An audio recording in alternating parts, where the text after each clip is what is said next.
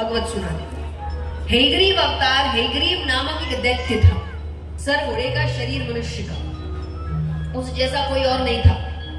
तो उसने ब्रह्मा जी की तपस्या करी और वरदान मांगा, मुझे मुझ जैसा हेग्रीव ही मार सके। इसलिए उसका उद्धार करने के लिए भगवान को हेग्रीव अवतार लेना।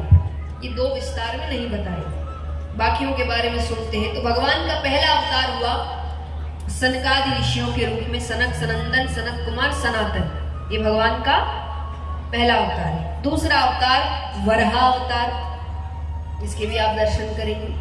तीसरा अवतार भगवान लेते हैं नारद जी के रूप में, नारद जी भी भगवान का ही अवतार है।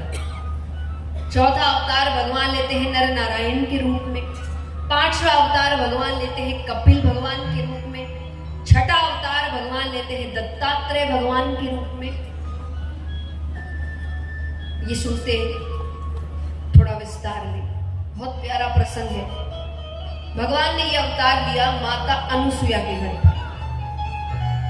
माता अनुसुईया एक पतिव्रता नारी थी। ये धर्म है, इसके कुछ नियम है, आप अगर पालन करो तो आप पतिव्रता नारी कहलाते हैं।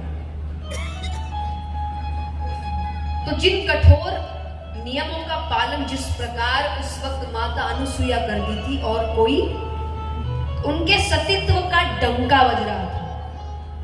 तो नारद जी खबर लेकर तीनों देवियों के पास जाते। तीन देवियां कौन है? पार्वती, लक्ष्मी। तीन देव कौन है? ब्रह्मा, विष्णु, महेश। तो तीन देवियां हुई ब्रह्माणी, लक्ष्मी माता, पार्वती माता। तो तीनों देवियों के पास गए और प्रशंसा कर रहे हैं माता अनुसुईया की। तीनों ने कहा अच्छी बात है, पर हमसे भी ज्यादा। उन्होंने कहा अभी तो आपसे भी, भविष्य का नहीं पता। उनको अच्छी नहीं लगी बात,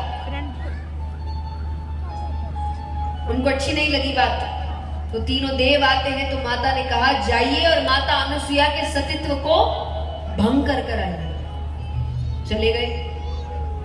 देखिए, समझाने को भगवान वहां भी समझा सकते थे, पर कुछ चीजों का असर समझाने से नहीं होता, करके दिखाने से होता है। मान लीजिए कोई व्यक्ति कहे कि ये तुम्हारे बस का काम नहीं है, तुम कर ही नहीं सकते, आपके पास दो रास्ते हैं, या तो वहीं झगड़ो, ऐसे कैसे बोल रहा है, ये कैसे वो, या तो काम करके दिखाओ।